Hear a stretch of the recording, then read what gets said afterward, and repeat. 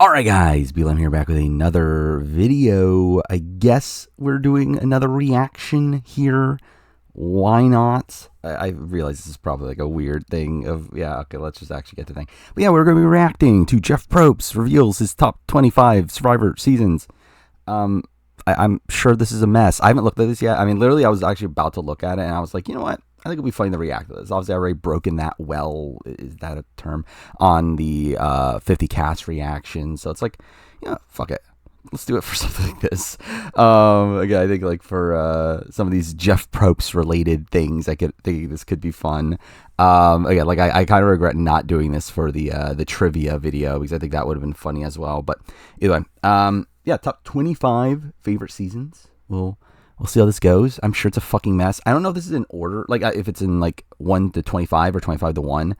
I'm hoping it's the other way around, but we'll see. I mean, for all I know, it's not even fucking ordered. For all I know, they just put them all 25, and like, yeah, it's just like his 25 not ranked or whatever. But anyway, so obviously credit to Mike Bloom, his article. I don't know when this interview is taken. I assume, oh no, it has to be 49 preseason, right? Yeah, it was definitely 49 preseason. So I guess to be fair to Jeff, like, I mean, 48's definitely gonna be on here. I mean, like, I guess technically that was before he saw all the negative reaction to it, but also it's like, yeah, he should have known. Yeah, let's see. Again, just scrolling through this doesn't really matter. This long spiel. Scroll. By the way, I am recording this on my like shitty computer. I have 2 laptops. This is the one that is like barely working at this point, because this is the one that I like record videos on. But whatever. Cool. Okay, there we go. Oh, is it just gonna be the fucking? It's just gonna be in. Wait. Okay. Wait. Is it in? Yeah. I think it's just his seasons, right? So that kind of lessens the appeal to me. But anyway, Borneo, expected. I mean, yeah. Are these actually written by, I assume these are written by him, right? Gameplay impact, if you watch it fresh today, seems dated, but with this groove, foundation, watch Richard. Okay. Nothing new there. He's praising Richard. I mean, he hasn't done that in that long. Like, I don't know, it's been a while, I feel like. But anyway, what stood out to me, I was so immersed in the making of the first season that only is ground zero. More hatch talk. Yeah, I mean, like, in general, like, he's always been very pro Borneo. I mean, he usually talks about it as like it's like kind of like has to be his favorite season because it's the first and that sort of thing. Like, obviously there's points where like he goes, oh, like Winners at War is the best season ever and like stuff like that. But like, I think if you like generally just ask him what is his favorite season, he will mostly say Borneo, just because it's obviously like his first season. But yeah, okay, the Amazon. Interesting. If this is in order, then that's interesting, because he's skipping 2 through 5, which, like, fair. I mean, like, I would not expect Marquesas or Thailand for sure to be there. Africa also would be one that's like hovering on the edge. I would not be that shocked that I didn't make it. Australian Outback not being there is pretty big. I mean, like, obviously Australian Outback was the highest rated season. That was also like at the peak of Survivor's popularity. You would think he would want that to be like, I don't know, you would think he would put that in his ranking. But I am interested in the fact that he puts the Amazon, because I would not have expected the Amazon to be this like shoe-in season on there. I think it would I would have thought it would have been like Africa and like kind of like hovering in the middle, which, to be fair, maybe it is, in the fact that like it's just here. Like, again, it's not seemingly ranked, but still interesting. All right, so it talks about Rob. Rob was his first super fan to play the game. His approach revealed how much movement the game allowed. Rob was the first person. Again, a lot of praising of Rob. I mean, like, it seems like this is entirely because of Rob. Interesting. Again, like, cool to see him praise Rob. I mean, obviously, like, Rob was just in the casting process for 50, so it's not like that shocking. That Rob would be like somewhat top of mind for him, even though supposedly those interviews didn't go well. But still, it's like, again, like, he obviously like at least like remembers Rob and his impact on the games. I mean, again, like, Amazon being there, that's not shocking. Pro-Ions next, yeah. So again, these are obviously in order, which, again, a little underwhelming in that, but at least interesting in the sense that like we get to know like what his top half of seasons are. Again, interesting that Australian Outback is not there, because hopefully that means that he realizes what I realize, and that's a fucking shit season. But again, like, you never know. Pearl Islands. Yeah, obviously, again, like there's no doubt on Pearl Islands. It's introduced a style of reactive, as long as it ain't me. Sure, I guess. Giant Fair Play, interesting. Mention of Giant Fair Play. Feel like it's been a while. Birth of a new kind of villain with the infamous dead grandma lie. What stood out to me from the moment Rupert stole his other tribe's shoes. Again, the greatest moments of our history.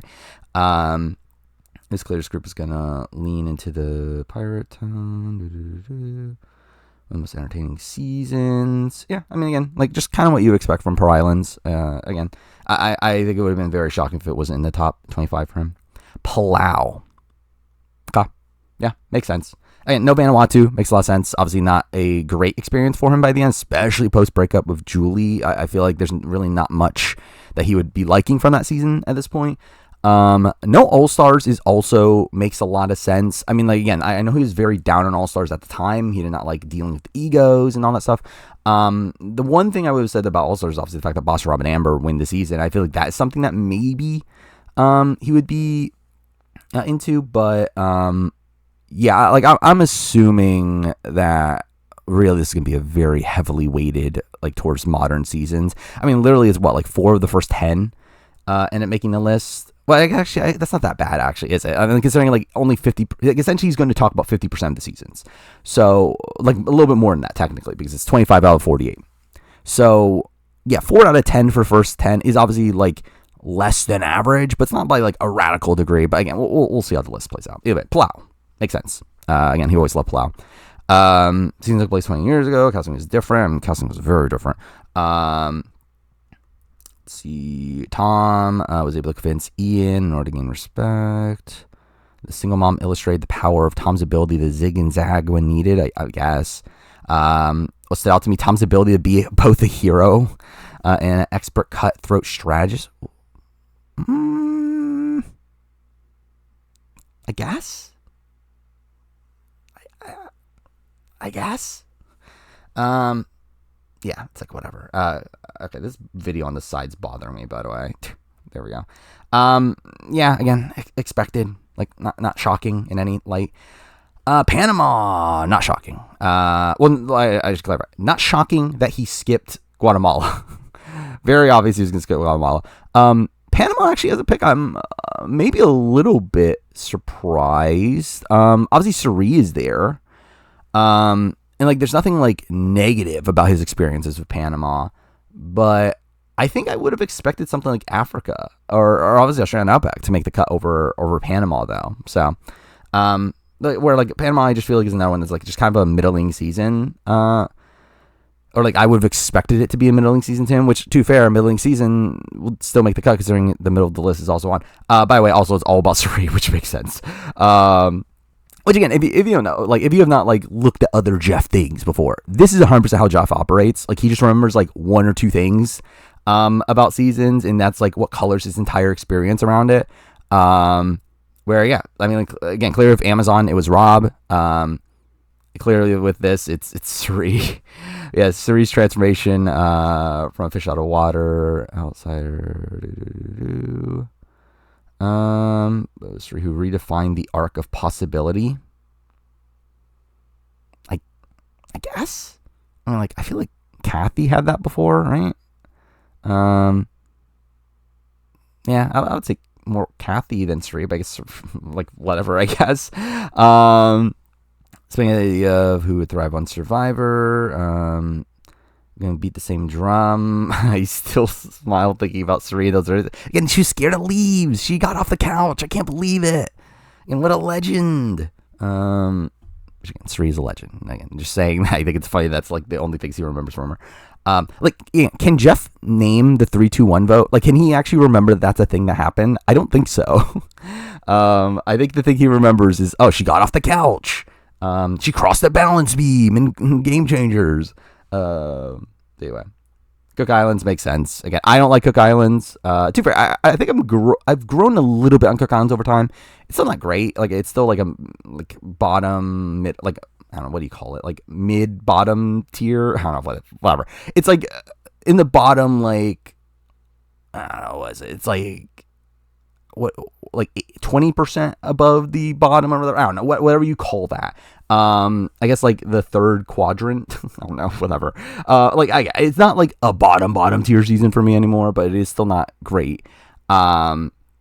But yeah, I expected Jeff to love Cook Islands, obviously. I mean, again, like this is fully plays into what Jeff likes. He likes like these like individual people or story arcs, and yeah, it's again not unexpected for Cook Islands to be here. Gave us great future returning players in Yule, Ozzy, Parvati, Penner, no Candace, even though he mentions Candace immediately following that. So again, is Candace not a great future returning player? How dare you? Again, she said, fuck you, Brad Culpepper. Actually, she didn't, but still, either way, Mutiny Twist, where Candace and Penner stepped off the mat, shocked me. Yule's use of a very public idol reshaped control in a way. Okay, praising Yule. We know Yule was called for 50, so it's not shocking. By the way, actually, I didn't think about this. So yeah, this was done. Was this after the 50 cast was finalized? It was, right? It was after the 50 cast was finalized, right? 50 cast was finalized again, like the last week of March, like around March, like what, 26th to 29th, like that sort of range. 49 filmed in April, right? So yeah, this is after. Either way, though, again, like I guess like context wise, like this is interesting in the sense that, no mention of Jenna, considering like in a spot where he knew Jenna was going to be on 50. Who else? No mention of Australian Outback in a spot where he knew Kobe was coming back. No mention of Stephanie in the Palau one. So for actually real, he's been doing very little references to the people actually on 50 outside of Surrey. And then now he mentions Ozzy here. But even then, like, it's mostly about Yule. Which I do find interesting considering he like forgot about Yule when naming the winners. But whatever, I guess. But yeah, again, a lot of talk about Yule. Yeah, never flinched, never raised his voice, I guess. Yeah. There we go. Again, expected. Actually, let's see if I should be doing this. I should be predicting what the next season is. I think that's more fun because, like, again, I would have gotten previous ones wrong, right? Like, I would have expected Australian Outback. And then I think I would have gotten the rest right. Yeah, up to this point. I'm not expecting Fiji. I think that's pretty apparent. I would say China, right? Yeah, I think definitely China is the next one. I'd be surprised China's not on here. Yep, there we go. Again, fully expected. Like, I think he likes China. I don't know if China's like amongst the best of the best seasons for him, but like I think he clearly likes it enough to be in the top half of seasons. And this is going to be a lot of talk about Todd. Yes, as expected. And this is the weird thing about Todd. I mean, like, Todd, again, supposedly was not called for 50. Todd, again, has barely been in the running for future seasons after a season. And it's like, it's weird considering how much Jeff seems to like Todd. Like, Jeff talks positively about Todd constantly. So like the fact that like Todd has just never been considered to be brought back is so strange to me, but whatever. And like I get the DUI and like all that sort of stuff at the time. But obviously it's been years since then. And again, you would think they would like that storyline on return, but whatever. Todd's ability to guide, actually I probably shouldn't be almost pulled out the mic. Yeah, Todd's ability to guide votes while keeping blood off his hands, set a new bar for strategy gameplay. Interesting mention of Courtney. No mention of Amanda, which I think is funny. Also apt considering Amanda was supposedly a last second call for 50. So yeah, maybe Jeff. Like, I mean, it gives me a sense that Jeff himself is not particularly high on Amanda. Though CBS seems to be. But either way, Courtney's charming dry. Again, I'm shocked he's mentioning Courtney. Again, he's never particularly liked Courtney. Or at least has never like openly praised her, I should say. James is the most entertaining players we've had, which is fine considering he supposedly also wasn't called for 50. But yeah, Todd's gameplay moved the entire format forward. Did it? Like, I love Todd, and Todd's a great player. Did it move the gameplay forward? I guess. I mean, like, I don't know. I don't know if I would have necessarily said Todd is that like Todd did do some innovative things, but it's like I don't know how much of that was actually replicated in future seasons. But yeah, reward the great while China remains a highlight. Again, At least I remember that. Oh, I was okay, well, whatever. It was gonna be Micronesia anyway. But yeah, I forgot the guess. But obviously, again, there's no way Micronesia was not in his top 25. Yeah, Micronesia is like a season that he constantly like. It's like amongst the best for him, right? It's like top 5, top 6. I actually I forgot what he. Actually, I should have looked this up before starting this. What he just recently named? So like he was recently asked his top 5. And what did he say? It was like what Borneo? No, it was Heroes vs. Villains. It was Cagayan, Millennials X. Shit, I forgot what else. Was Micronesia in there though? I forgot if Micronesia was in there. But either way, I mean, again, Micronesia's always been a very top tier season for him. Like at the time of the season, he called it the best ever. So it's like, yeah. Season turn manipulation into strategy. What was that not a thing before? Either way. Not through brute force, but charm and control. Dude, fuck you, Jeff. Poverty further defined type of disarm and control that reshape the way social strategy is viewed. I guess. I mean, to you, I guess. The way poverty and he actually gives Suri credit for Micronesia now. That's something. And too fair, he's always been like very like essentially like whenever he talks about poverty, he like talks about it as if poverty ran the show the entire time. When he talks about Suri, he talks about it as if Suri ran the show the entire time. That's essentially what he does, right? That's like based around who he's talking about. But now he's giving them shared credit. Black Widow Brigade redefined perceptions of female alliances as brilliant, not emotional. I feel like that's a very weird thing to say, right? Like the assumption that any like previous female alliance was emotional. It's like what? It didn't feel like gameplay. It felt like choreography. Yeah, I mean whatever. But I still feel like that one line's a weird thing to say. Oh wait, no, it's not. Okay, wait, I didn't look at. I think it's Tocantins though. It's not Gabon. Yeah. Okay. Yeah, again, expected. Again, Tocantins, he's always liked. He's liked Coach's season. It's Coach's season. But yeah, like Gabon. Yeah, he obviously hated Gabon, and I don't think that's changing.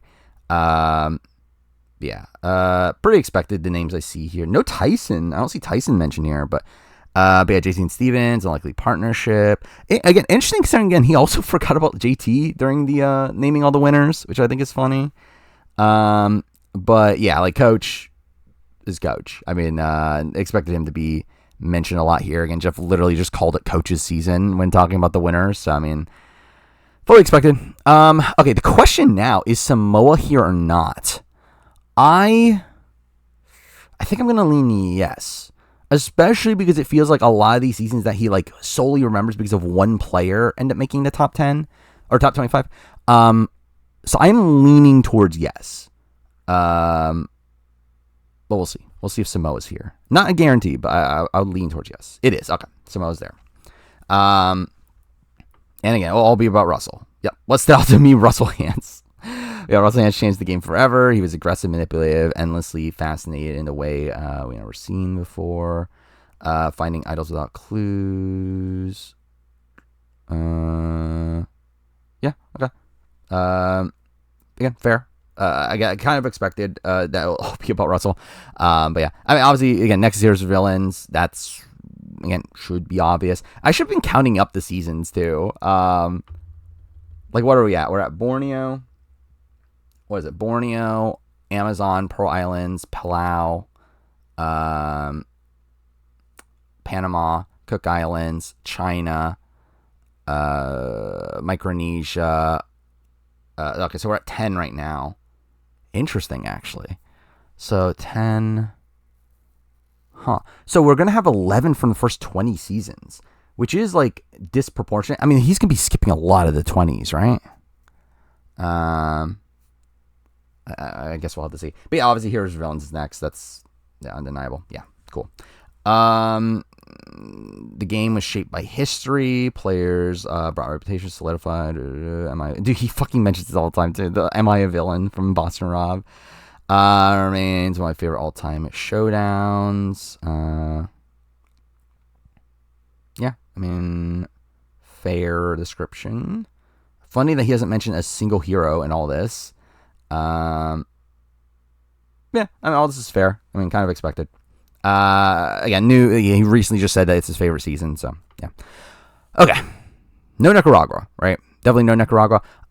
Is there a shot of Redemption Island? Redemption Island, he talked about loving at the time. It was one of his favorite seasons at the time. I don't know if it sticks. Again, like, I do think Jeff, like, I think the negative reaction to it definitely might have, like, lessened his opinion on it. I think I would lean towards it still being there. I mean, like, okay, let's think about this. If it's not Redemption Island, what is next? I think maybe is Philippines in his top 25. I'm not sure. I feel like Philippines is like a middling season to him. So I could see it going one way or the other. I feel like Caramoan is going to be there either way. Yeah, I think I'm leaning towards Redemption Island being here, but let's see. No, whoa. That's a shocker. Dude, he literally just skipped all the 20s. No matter when there's no fucking 20s players on 50. What the fuck? Okay, that's a big one. Wow. Okay. Yeah. So again, Redemption Island was one that he loved at the time. I could see him not liking it now due to fan reception. Philippines again was one that I was like kind of on the middle on. Shocking it's not here. Again, I think that's a big miss from Jeff. Like I see him like being called God. Caramoan again is another one he loved at the time. And again, I would get if it's not here now based on fan reception, but I feel like I felt like he would still love Cochran winning by the end. And again, I feel like the Three Amigos of it all, like I would have expected Caramoan to be here. I am very surprised Caramoan's not. But Blood vs. Water, again, I would have expected Blood vs. Water here. It's just, again, I'm shocked. There was, like, the entire seasons 21 to 26 are not here. But whatever. What is this? Format, choice of playing with and against loved ones, brought new depth to strategic choices. Tyson really stepped up. Yeah. Then was it Sierra voting out? Okay, well, I spoiled Cagayan, but that's fine. I knew Cagayan anyway. Yeah, Sierra voting out her mom wasn't just shocking. It was honest and ultimately inevitable. Sure. Again, well, he's really shitting on Laura Moret, isn't she? It shows how far you might have to go in this game. Yeah, fair. Again, I think, yeah, pretty much how I expected him to talk about Blood vs. Water. So yeah, Cagayan expected. Which I have a prediction of what's coming next that might, like, I think some people will be annoyed with, but oh my god, what the fuck? Like, let me get to the fucking description. There we go. All right, Cagayan, Tony completely rewrote how fast and chaotic you could play the game, the pace he laid out. Sure, I guess in comparison to Sandra, truly great players changed the game. Tony did that. I mean, clearly he was on Game Changers. His unpredictability became a dangerous weapon. His footprints, yeah, that's fair. When new fans ask me what seasons they should start with, this one comes up a lot. Yeah, I mean, like, it's all about Tony, which is fair, I guess, nowadays. Yeah, it's surprising, like, no mention of Spencer or Tasha, considering they were in the running for 50, or Trish, but yeah, whatever. Expected. So yeah, no way San Juan del Sur's on this list, right?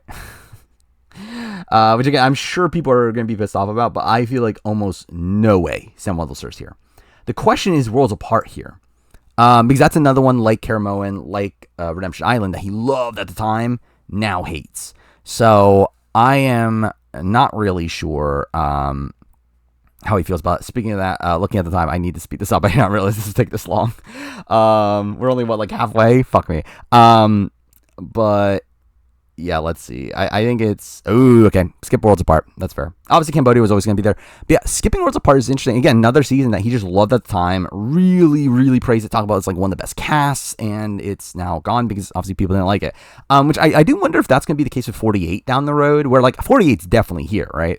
But yeah, it would be interesting to see if he has a very negative reaction to 48 as time goes on. But anyway, Second Chance makes a lot of sense. Again, trying to scroll down to the point where I don't see the next one. Please? Like, okay, is it just not going to scroll now? Cool. There we go. All right, this is a long write-up. Okay, more than any other season returning players. Every one of these players wanted. Yeah, again, like I think that's fair. Fan vote, create a sense of shared ownership over the season. Yeah, I mean, interesting that not a single individual was mentioned here. It's more so just general takes on Cambodia, which, yeah, I mean, again, like he's always loved Cambodia. Oh, actually, interesting that he mentions this. I still remember getting the results and being shocked that Shane has not been voted in. Which that is definitely one of the biggest tragedies in Survivor history. Yeah, again, like just kind of as expected. Yeah. All right. Next up, Ko-Rong or like Millennials Gen X is definitely here. Is Ko-Rong here? I think is an interesting question. I feel like Ko-Rong is one of these seasons that's like fighting for the final spots on this list. I would lean towards it being here. So let's see. No Ko-Rong. Okay. Yeah. Again, I get it. Again, I think it's like hovering on the edge, but it really makes me interested. Like, is every New Era season here then? Like, I stopped counting the seasons, but actually, no, I can count in my head real quick. I think we're only at 15. So, there's 10 left.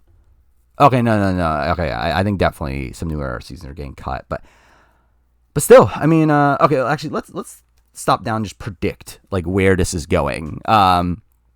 Wait, I just need to recount the season to make sure. I think we were at 11 at Heroes of Villains, right? So then we got 12 with Blood vs. Water, 13 with Cagayan, 14 with Cambodia, and now 15 Millennials Gen X. So yeah, there's 10 seasons from this point on after Millennials Gen X. Which again, Millennials Gen X, no brainer. He loves the season. Talked about it recently. It makes sense. Okay, let's see what the 10 remaining ones are. I think all of the New Era except for 41 and 43. I think. So that's 6 seasons. So that means 4 of the remaining 6 seasons before Winners at War. I mean, like, I feel like Winners at War is there. Is Edge of David's Goliath is there. I mean, yeah, I'm interested to see what the other 2 are, because I feel like all of them are like kind of on the same level in my mind. Like, I know Ghost Islands, I know when he loved at the time. I don't know if that stuck. Edge of Extinction, I know he loved at the time. I don't know if that stuck. I think that's probably my prediction. I think we might skip from Millennials Gen X to Ghost Island, but I'm not fully sure on that, because again, I feel like Ghost Island's reception obviously is not great, and I feel like it could be another one of those seasons that his opinion went down on over time, but we'll see. But yeah, Millennials Gen X. Actually, 41 might make the list just for the sake of it being the first New Era season. I think that's an option as well, but we'll see. Tribe Vision by Generation set a tone that both tribes had to prove something, I guess. Like, did they? Like, what did they have to prove? Like, I can't imagine, like, Paul Walker being like, oh my god, I need to prove so much right now. Constant tribe swaps? Oh my god, I wonder if that... like, dude, what the fuck is this? Like, mentioning constant tribe swaps as if it's a positive when you're fucking not playing tribe swaps on Survivor anymore. Yeah, that's fine. I love watching players navigate the game while simultaneously explore generational differences. Again, did they, though? Like, I guess, like, Zeke and Brett had that moment. But, like, how much of that was there really in like, the post-swap phase or whatever? How much talk was there, like, oh, my God, I see so much in me, but we're different because we're in generation. It's like, fucking whatever. Yeah, it's fine. Again, I think my prediction's Ghost Island, but we'll see. It could be Game Changers too. Yeah, okay, yeah. I thought that because, like, obviously, like, with Game Changers, like, one that I think he left the season a bit weird on it, but I do feel like his lasting, like, memory of Game Changers is, like, Evangeddon, Sri's Balance Beam moment, the Zeke Varner stuff, which I think he ultimately looks at as a positive, I think. Particularly in the fact that they got, like, GLAD awards and stuff for it. So, like, yeah. All right, let's see this. Let's see his explanation for Game Changers. So Game Changers being here makes me less confident in something like Ghost Island or Edge of Extinction, because I feel like the other seasons I feel pretty secure on. It'll be interesting to see if we skip from this to Dave vs. Goliath, because I think that will be very telling. But we'll see. Inspiration for this season was the poster of Reservoir Dogs.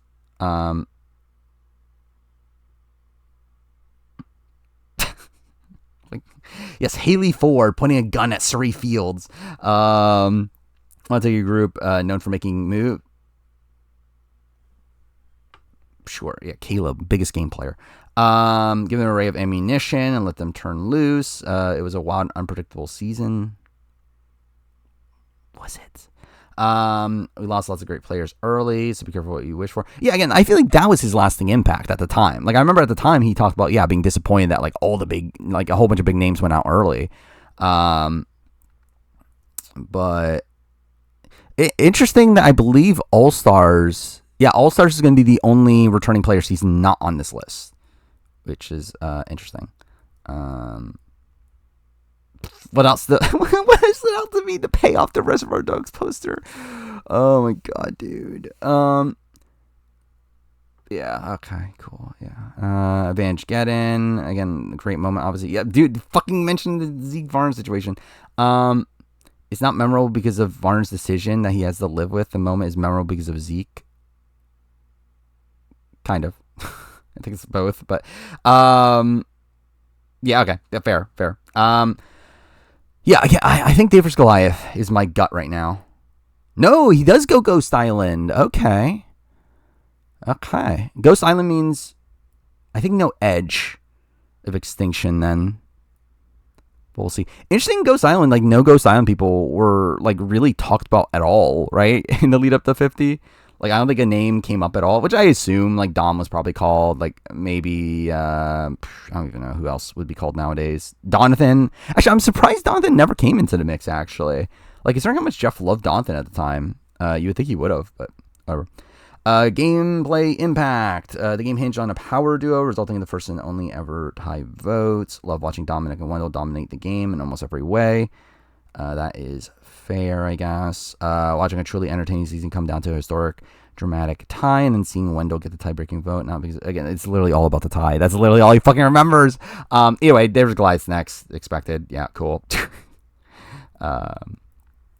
Group of players didn't just deliver great gameplay. They reinvented how personal storylines could live alongside strategy. One of my favorite groups of any season. They have interesting mentions here. Okay, so Christian, Angelina, Mike, obviously on 50. At this point, he knew they were on 50. Interesting that Christian's first. I do find that interesting. Also, Natalie is next, which I find shocking. Again, obviously, love Natalie Cole. But, again, Natalie Cole, from my understanding, didn't get called for 50. Like, you would think Davey and Gabby, who we talked to way more recently, would be more priority. And, like, Gabby not even being mentioned here, I think is, again, a bit of a shocker, I guess. Really like this theme. Found it interesting to divide groups based on how they saw themselves and how the world saw them. Felt authentic and earned. I guess. I mean, again, it's like, some of the splits were wonky, but I do think Dave vs. Goliath is a good theme for what it's worth. But either way, like, I think if you are going to do a new bait theme, I think Dave vs. Goliath is like a very fitting one. Okay, so now we're at the point now. I think we got 7 seasons left, right? Yeah, 7 seasons left. What makes the cut? Because I would feel like most new era, like I would say 42, 44, 45, 6, 7, 8. Actually, no, is 47 there? I forgot actually that he didn't like 47 at the time. But maybe his opinion on it changed enough, especially like after seeing the fan reaction to it.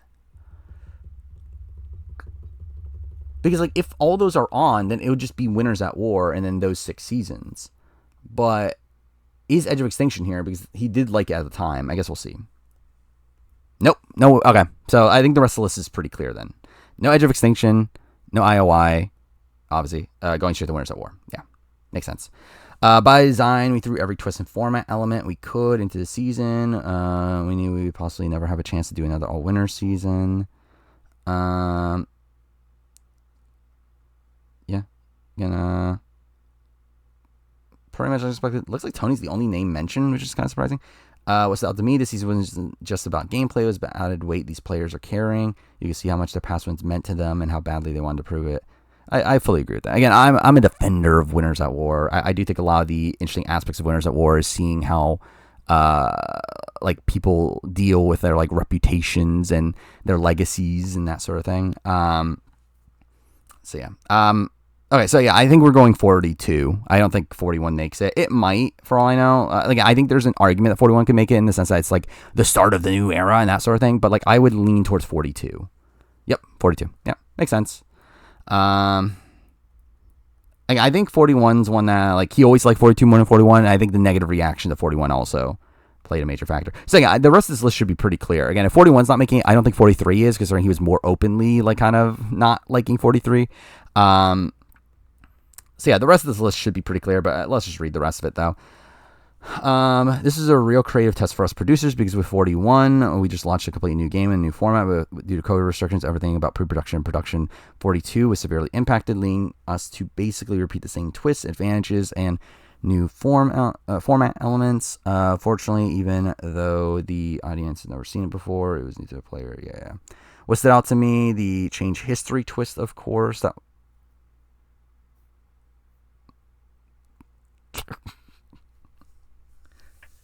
okay, yeah, sure. What?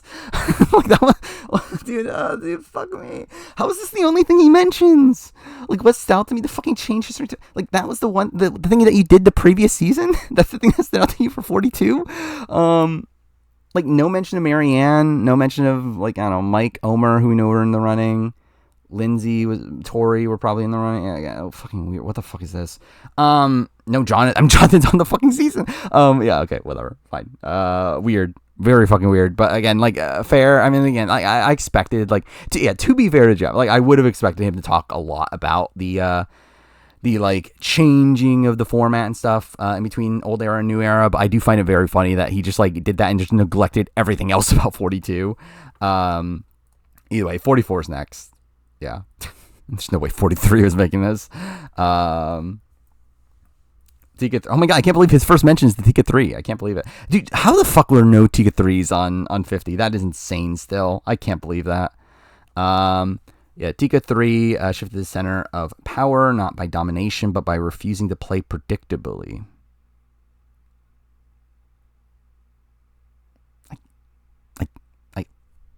Yeah, sure. I guess that's a way to describe it. They navigate the game with a balance of social intelligence and strategic acumen. Carolyn redefined emotional expression as a legitimate tool.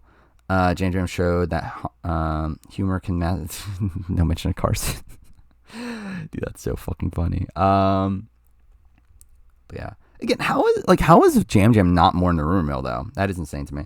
I remember watching Caroline at Tribal and thinking this is new and really interesting. She was truly wrong completely herself. It was again, like, I generally, like, Carolyn is the 150 pick that I generally, like, don't understand outside of pettiness. Like, at this point, like, because I think when we first heard about the cut, I think there were, like, reasons to justify it. But, like, now knowing the full cast, knowing that, like, D is on, and like, obviously, like, Sri, Stephanie, which, like, to be fair, we kind of knew that at the time. But, like, still, it's like, I just do not fully get the Carolyn snub at this point. Like, it is insane considering just how positively talk about Carolyn constantly, but whatever. I mean, the rest we know, again, it's 45 on, but let's just get to it. 45, what a shocker. Great duel between two strong alliances. What? Was there another alliance? Where was the other alliance? With D expertly playing the middle. Yeah, okay. Yeah, I think at this point, I think I very much underestimated how much On Fire played a factor with Jeff's impressions of D. Or, like, I knew he came out of On Fire being very, like, pro D, but I did not realize that it was to the point where it seemingly overshadowed Marianne and Jam Jam and stuff. Because, like, because obviously, like, coming into, like, out of 45, I feel like he was just kind of, like, lukewarm on D. He was like, she's fine. Like, again, like, how dare you, Rick Devens, say she's better than Marianne and Jam Jam. But, like, again, he was, like, fine. But, yeah, like, obviously On Fire, like, she was good. Like, I mean, they, like, bickered at points. And, like, I was thinking that, okay, I think I could see Jeff's ego being hurt by this. I think it was the opposite, actually. I think Jeff ended up loving that. To where... Yeah, I think by the end, I think it does seem like D is like one of his people nowadays. Let's see. Kelly will go... Dude, fuck me. Bro, blindsides are always fun, and Kelly's will go down as one of the most shocking ever. mentioned Caleb. Again, weird that like Caleb wasn't really in the room either. Found Emily's story transformation both inspiring and entertaining. Yeah, again, all this makes sense. So again, 46 is next. Expected.